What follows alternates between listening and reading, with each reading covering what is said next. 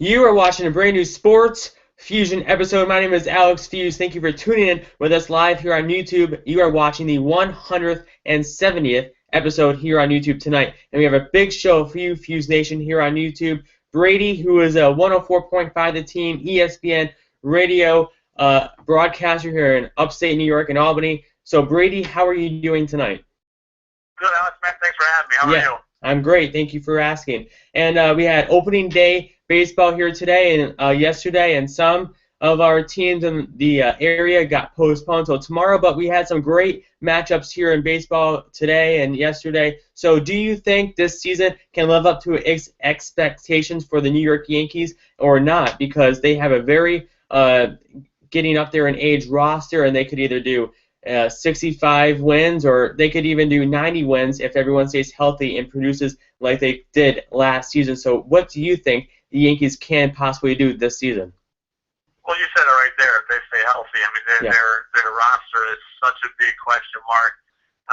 It all comes down to pitching, right? So there's rotation question marks everywhere in that rotation between Masahiro Tanaka's elbow, Nathan Eovaldi's elbow, Michael Pineda's shoulder history, Casey Sabatia's knee, and then his other off the field issues, and then Luis Severino's age.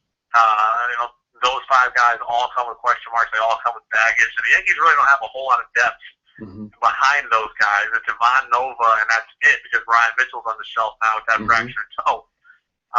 Like you said, if the Yankees stay healthy, if they get good seasons out of those starters, and then Jacoby Ellsbury and Brett Gardner and A-Rod Teixeira, and those guys who can replicate what they did a season ago, you're looking at a team that's right up there with the Blue Jays and the Red Sox that could win the division, could win 90 games. But if things go south, then this is going to be a team that's going to struggle to win 80 games, and I think can miss the playoffs. And right now, I think the Yankees are leaning towards missing the playoffs. I think the Vegas projection on them was like 86.5 wins, and I've got them under that at about 83.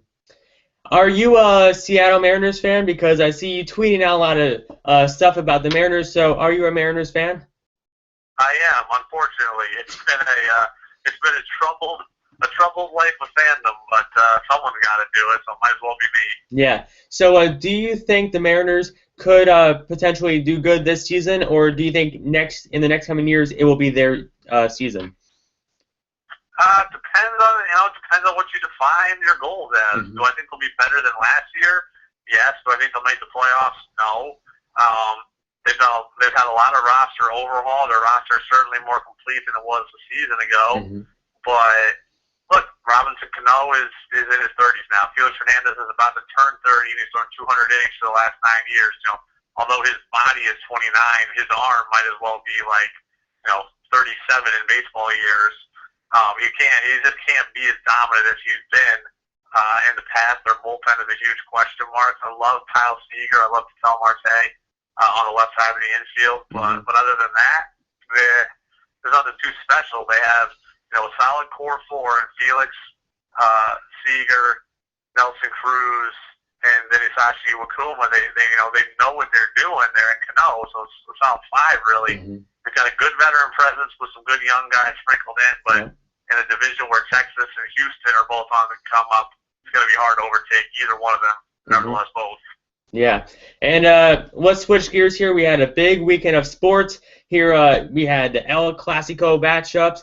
We had opening day for baseball. We had WrestleMania 32 last night. And we also had some great college basketball games. So what is your big prediction on tonight's big championship matchup between the two best college basketball teams tonight? What's your prediction?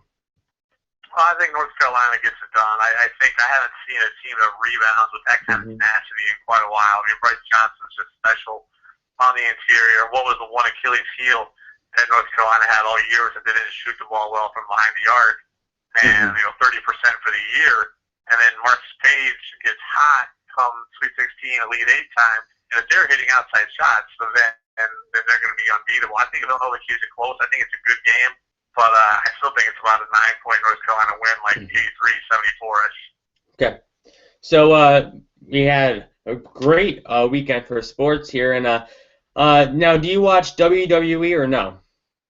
I do not. I have absolutely zero interest in WWE. Okay. Well, I just want to quickly talk about WrestleMania 32, which was last night in Dallas, Texas. And a lot of people were saying that last night WrestleMania 32 was not going to be the great WrestleMania due to all the injuries. And last night, Vince McMahon, the owner of the WWE, pulled out all the stops. And in my opinion, it was one of the most entertaining WrestleManias I have ever seen. You had Shane McMahon battling The Undertaker, who The Undertaker is one of the greatest wrestlers in history, and Shane McMahon jumped off the 20-foot Hell in a Cell cage last night through the announce table, and that was the moment of the night. So WrestleMania 32 was the highlight of the weekend, and hopefully that the sports keeps getting better and better with the opening day today and the championship in college basketball tonight. So great weekend of sports. Yeah, no, there's a ton of events that went on this weekend, and then just locally, there's always good stuff going on, things to hold your hat on. I mean, you had the National High School 3-point contest yesterday, and Kevin Herter from Shen was in that.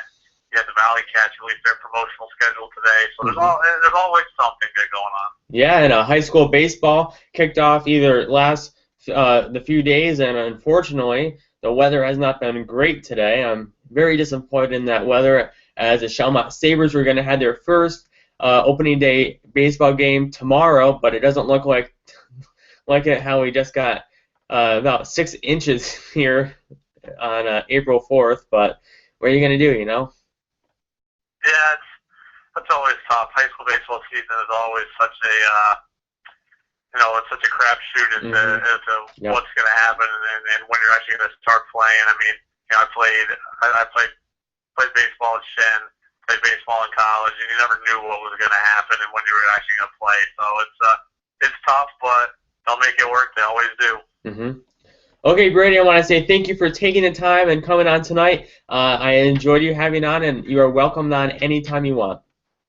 All right, Alex, thanks a lot. Appreciate it. Yeah, thank you. And I want to say thank you, Fuse Nation, for tuning in tonight, and I will see you Wednesday night at 7:30. Thanks for watching.